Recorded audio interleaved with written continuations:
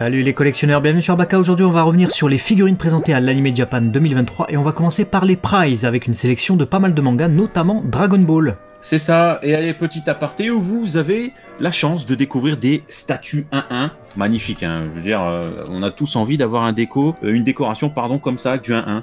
Peut-être si on a un studio un jour, bah, ce serait bien. Mais... Ouais, j'avoue surtout qu'elles sont toutes bien, par le Goku Super Saiyan Blue, le reste franchement elles sont vraiment canon. Hein. Ouais, elles sont vraiment bien, elles sont vraiment top. Et puis, bah écoute, allez, c'est parti du coup pour cette première présentation. On a donc Goku et Frieza, c'est du Matchmakers, hein, si je dis pas de bêtises. Hein, c'est ça. Moi si je me trompe. Bah écoute, je vais te dire une chose, je n'attendais rien du tout de ce duo, et puis en les voyant comme ça, en résultat final, je me dis que c'est pas si mal, c'est pas la plus dégueulasse des figurines annoncées.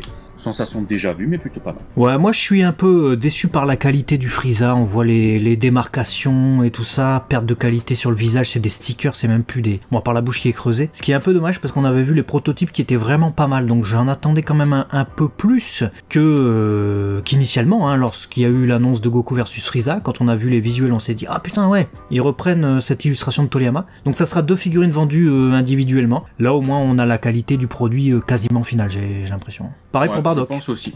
Pareil pour Bardock, on commence à avoir pas mal de visus qui tournent ci et là, donc on s'en était un peu rendu compte. Il est plutôt pas mal, pas se mentir. Le sculpte final, voilà, en rendu industriel, est plutôt déjà bon. Tant mieux, j'ai envie de dire. Ça aurait été con de foirer cette scène.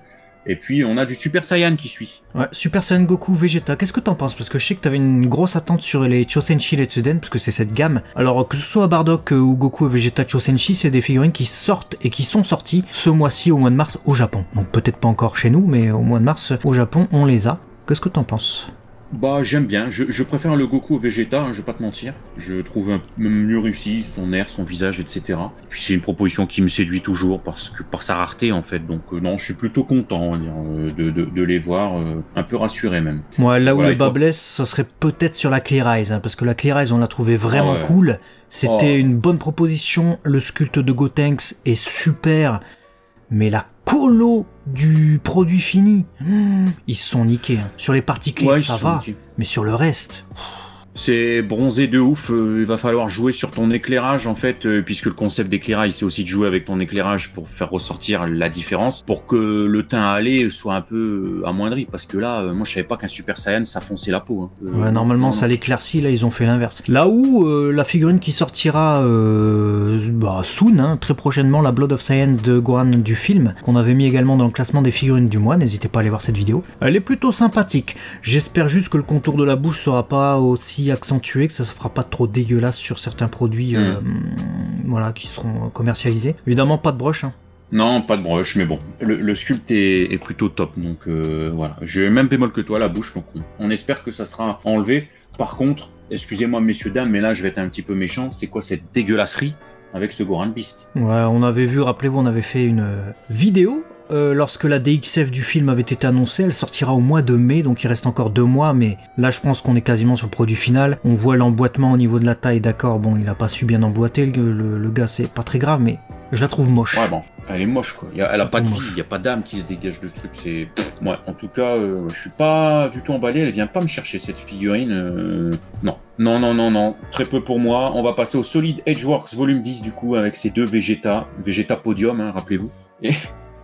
Et Majin Vegeta. Perte de qualité. Démarcation. Ouais, perte de qualité, le visage c'est horrible alors que on avait des protos fabuleux. Franchement, les protos de cette Solid Edgeworks étaient fabuleux. Je dis 7 au singulier, même si c'est deux figurines, parce que c'est le même moule hein, de base. Hein. De toute manière, ils ont changé un bras, ils ont changé la tête. Ils ont changé vite fait un sculpte. Mais la perte de qualité sur cette figurine qui sortira le mois prochain est phénoménale. Phénoménale. Là où les Solid Edgeworks commençaient à s'améliorer en qualité, là, on la repère. Regarde, même les muscles qui étaient dessinés, on voyait bien les abdos et tout sur la version prototype. Ils ont tellement mis une couche de peinture mascara poudrière que tu mets sur tes joues, etc. là, que tu vois plus rien. Non, on retombe dans Plastic Land. Hein. Ouais. C'est la déception en tout cas. C'est la douche froide pour ce Vegeta. On a les deux Trunks aussi qui montrent leur minois. Je suis content de le voir. Hein, je vais pas te mentir, la proposition est bien. Mais par contre, je trouve que la façon dont ils ont créé déjà la ceinture, ça fait très bloc, très assemblage en fait. On pas, ça fait très les jambes, un cerceau, le torse. Je ne peux m'empêcher que de voir cette façon de faire. Et la mèche, Ouais. J'ai fait ça avec une pâte à modeler comme ça et je lui ai foutu. Ouais, mais sur des prices comme ça ne m'étonne pas. Je le préfère au Vegeta. Je pensais pas dire ça. Ouais. Mais le produit final de Vegeta est tellement un down de qualité que là, les muscles saillants de Trunks qu'on voit encore, les plis du t-shirt, du pantalon, les coutures de la veste qu'on voit encore malgré tout, fait que je préfère quand même ce Trunks. Ouais, gageons que les artistes se caressent sur cette Solid Edgeworks parce que le sculpte est bon, donc ça fait au moins plaisir. Surtout, ensuite les deux Gohan. Surtout sur celle-là, voilà, Gohan, les deux. Ouais. Parce que là, ça va nécessiter. Ça va nécessiter, parce que la perte de qualité est incommensurable. Je vois même pas son nez. Est-ce que tu vois son nez avec cet éclairage? Non. C'est-à-dire que si tu as un peu trop d'exposition dans la façon dont tu illumines tes vitrines et la lumière que tu as, y a tellement pas de relief que tu vois pas son nez, quoi. Non, il y a pas de brush, il y a rien en fait. C'est plat. Voilà, c'est plat. C'est-à-dire qu'on est censé avoir un truc de ouf, je trouve ça plat. Les sculptes sont bons, hein. Rappelons que pour toutes les figurines qu'on vient de voir là, les sculptes de base sont putain de bons. C'est juste que, figurine industrielle, c'est vendu en quelques milliers d'exemplaires, voire un peu plus parfois. Mais du coup, c'est peint à la chaîne et malheureusement, t'as de la perte de qualité sur certains produits. Faut espérer évidemment que de temps à autre, on en ait une meilleure qualité qui inonde le marché plutôt que ça. Un truc qui est surprenant, mais qui sortira au mois d'avril par contre et qui nous ravit, c'est cette proposition de Goku et Bulma version peluche du début de Dragon Ball. Dragon Ball chapitre 2, littéralement. Je nid très fort. Ah ouais, de ouf. Alors, c'est ouf de se dire que le truc qui m'excite le plus, malgré les propositions incroyables qu'on pourrait avoir, film neuf et tout, ce soit ces deux peluches. C'est ce qui me hype le plus. Je te jure, j'ai rien à dire. C'est des peluches SD volontairement faites comme ça. C'est tout mignon. T'as envie de faire ch'tang-tang dans la peluche. Moi, quand tu dis ch'tang-tang dans la peluche, c'est-à-dire appuyer dessus parce que ch'tang-tang dans la peluche, les gens ils vont s'imaginer des trucs. J'ai pas envie que vous fassiez de mauvais films. Donc on va faire une rapide transition pour voir si t'aimes bien ça aussi, puisque c'est quand même le 23e Tenkaichi Budokai qui est très cher à ton cœur. Là, j'ai matériel Goku Kamehameha avec les pieds. Je demande à voir. Je pensais pas dire ça. Mais G-Materia, j'étais hypé de malade parce que c'est pour moi et pour nous l'une des gammes les plus quali du moment. Le sculpte est bon. Je vais pas te mentir, le sculpte, le visage et tout est là. Mais il y a plusieurs bémols. La couleur du fut, je sais pas, ils ont pas su se décider, c'est rouge ou orangé, j'en sais rien, je sais pas, c'est très bizarre. Et ce socle de la mort, de l'enfer, qui me nique totalement ma figurine. C'est odieux. Donc, ouais, je suis content et dégoûté en fait.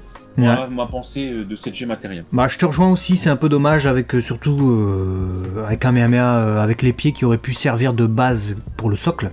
Bah ouais. Là, c'est pas le cas et le visage, je trouve qu'il y a de la perte de qualité qu'on ne retrouve pas sur le numéro 16 qui sort avant.